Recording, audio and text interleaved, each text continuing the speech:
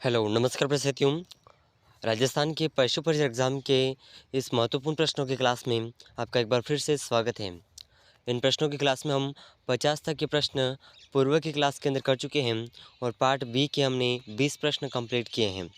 ठीक है, और आगे हम क्वेश्चन नंबर 51 से शुरू कर रहे हैं और ये पेपर जो है टोटल 120 प्रश्नों का है। ठीक है, तो देखिए सभी प्रश्न बहुत ही महत्वपूर्ण हैं और इन प्रश्नों में से जो 2022 के अंदर पेपर हुआ था पशु परिचय एग्ज़ाम का, यह उसका पेपर है और यह आपको आने वाले एग्ज़ाम के अंदर इसमें से बहुत से प्रश्न देखने को मिल जाएंगे। तो एक भी प्रश्न मिस मत करिएगा। अगर आप पशु परिचय एग्ज़ाम की तैयारी कर रहे हैं तो आपको ये प्रश्न जो हैं बहुत ही महत्वपूर्ण रहने वाले हैं। तो इस समय से जिस भी प्रश्न का आंसर आपको पहले से आता है उसका आंसर आप हमें कॉमेंट ज़रूर करिएगा। ठीक है, तो देखिए आज का क्वेश्चन नंबर 51 है, दो की संतति, यानी कि इसमें रिक्त स्थान है। तो दो की संतति तब उपजाऊ संतान उत्पन्न नहीं करती जब वे आगे सहवास या संगम करते हैं। तो देखिए यहाँ पर कौन से दो की संतति तब उपजाऊ संतान उत्पन्न नहीं करती जब वह आगे सहवास या संगम करते हैं। तो देखिए इसके ऑप्शन हैं, ऑप्शन 1 नस्लों, ऑप्शन 2 प्रजातियों, ऑप्शन 3 स्ट्रेन, ऑप्शन 4 इनमें से कोई नहीं। तो देखिए इस क्वेश्चन का जो सही आंसर है, दो की संतति तब उपजाऊ संतान उत्पन्न नहीं करती जब वह आगे सहवास या संगम करते हैं। तो इसका ऑप्शन 2 बिल्कुल सही आंसर हो जाएगा, प्रजातियाँ। चलिए तो देखिए नेक्स्ट क्वेश्चन, क्वेश्चन नंबर 52 बहुत ही शानदार प्रश्न है। निम्नलिखित में से कौन सी पशु नस्ल दुधारू नस्ल नहीं है? तो देखिए यहाँ पर हमने पशु नस्ल के बारे में जो एक क्लास की थी उसमें हमने पशुओं से रिलेटेड सारे प्रश्न किए थे।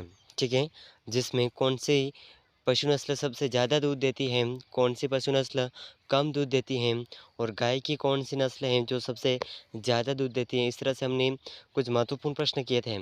अगर आपने उस क्लास को नहीं देखा है तो हम उसका लिंक डिस्क्रिप्शन में डाल देंगे, तो आप ज़रूर देखिएगा। ठीक है, तो देखिए निम्न में से कौन सी पशु नस्ल दुधारू पशु नस्ल नहीं है?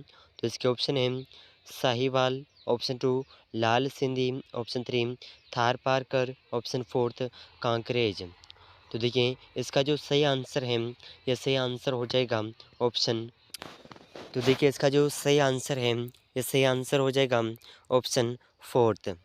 ठीक है, कांकरेज नस्ल दुधारू नस्ल नहीं है और ये गाय की नस्ल है। ठीक है, तो आप ज़रूर याद रखिएगा, बहुत ही महत्वपूर्ण क्वेश्चन है।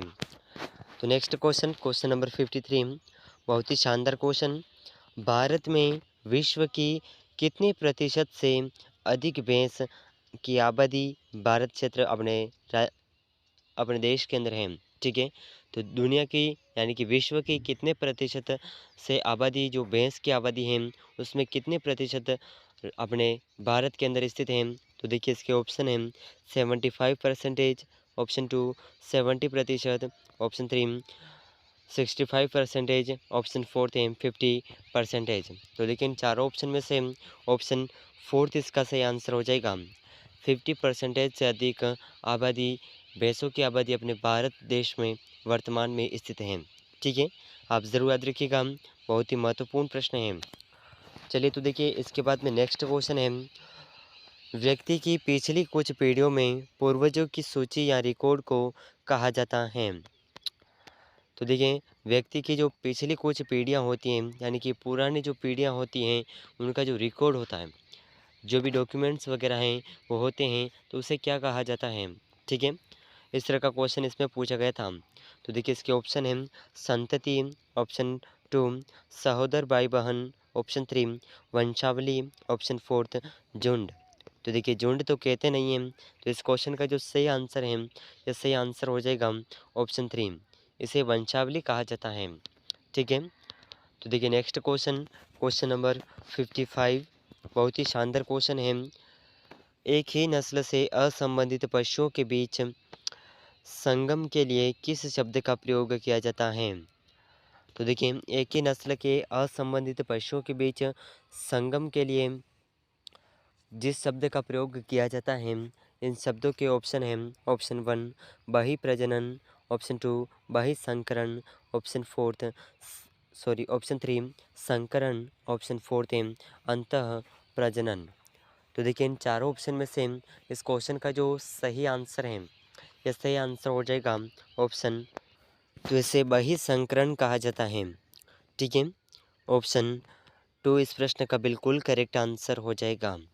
ठीक है, तो देखिए नेक्स्ट क्वेश्चन नंबर 56 बहुत ही शानदार क्वेश्चन है और महत्वपूर्ण प्रश्न भी है। ठीक है, तो इसे आप ज़रूर याद रखिएगा। तो देखिए यार क्वेश्चन नंबर 56 आपके सामने है। ठीक है,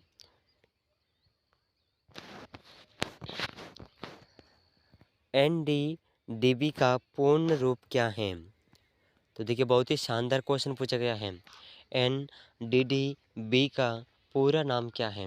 ठीक है, तो देखिए इसके ऑप्शन हैं नेशनल दूध development board, option 2 national dairy discovery bureau, option 3 national dairy development board, option 4 है नेशनल डेयरी डेवलपमेंट ब्यूरो।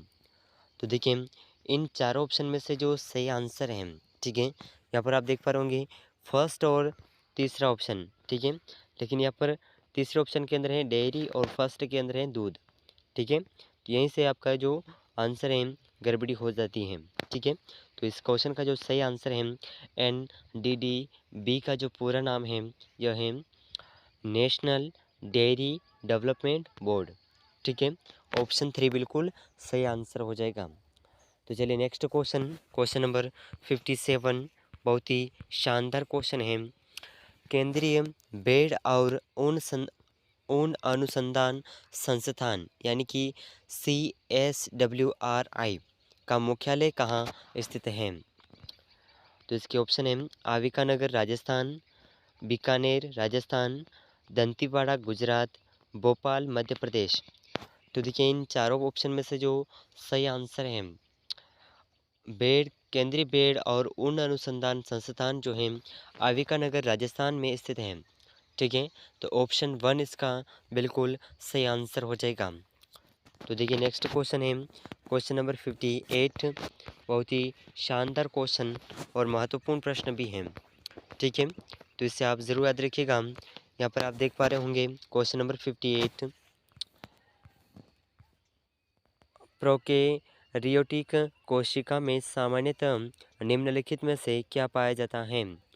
तो देखें प्रोकैरियोटिक कोशिका में सामान्यतः क्या पाया जाता है? तो इसके ऑप्शन हैं केंद्रक, ऑप्शन 2 साइटोपंजर, ऑप्शन 3 राइबोसोम, ऑप्शन 4 है अंतर्द्रव्यी जालिका। तो देखिए इन चारों ऑप्शन में से इस क्वेश्चन का जो सही आंसर है, तो देखिए प्रोकैरियोटिक कोशिका में सामान्यतः जो पाया जाता है यह है राइबोसोम। ठीक है, ऑप्शन 3 इस प्रश्न का बिल्कुल सही आंसर हो जाएगा। चलिए नेक्स्ट क्वेश्चन बहुत ही शानदार क्वेश्चन है। मवेशी भैंस भेड़ और बकरी की वयस्क मादा अंडाशय आमतौर पर होते हैं। तो ये आमतौर पर किस आकार के होते हैं? तो इसके ऑप्शन हैं बीन यानी कि लोबिया के आकार का, ऑप्शन 2 बेरी के आकार का, ऑप्शन 3 बादाम के आकार का, ऑप्शन 4 है पूर्ण गोल आकार का। तो देखिए इन चार ऑप्शन में से इस क्वेश्चन का सही आंसर हो जाएगा मवेशी भैंस भेड़ और बकरी की वयस्क मादा में अंडाशय आमतौर पर बादाम के आकार का होता है। ठीक है, तो ऑप्शन 3 बिल्कुल सही आंसर हो जाएगा, ऑप्शन 3। ठीक है, इसे आप ज़रूर याद रखिएगा, बहुत ही महत्वपूर्ण क्वेश्चन है। चलिए देखिए नेक्स्ट क्वेश्चन नंबर 16 बहुत ही शानदार क्वेश्चन है। भेड़ की द्विगुणित गुणसूत्र संख्या होती है। तो इस रिक्त स्थान के रूप में भेड़ की द्विगुणित गुणसूत्र संख्या पूछी गई है। तो इसके ऑप्शन हैं ऑप्शन 1 54, ऑप्शन 2 48, ऑप्शन 3 62, ऑप्शन 4 60। तो देखिए इन चारों ऑप्शन में से भेड़ की जो द्विगुणित गुणसूत्र संख्या है यह 62 होती है। ठीक है, तो ऑप्शन 3 इस प्रश्न का बिल्कुल करेक्ट आंसर हो जाएगा। तो देखिए इस क्लास में हमने इस पेपर के लगभग 60 तक के क्वेश्चन कर चुके हैं। ठीक है, 40 प्रश्न सामान्य जीके के और 20 प्रश्न आपके इस पार्ट बी के जो क्वेश्चन होते हैं पशु परिचर एग्ज़ाम के अंदर उसके कर चुके हैं। ठीक है, तो सभी प्रश्न बहुत ही महत्वपूर्ण हैं और इन सभी प्रश्नों में से आपके कितने क्वेश्चन सही हुए हैं हमें कमेंट में ज़रूर बताइएगा।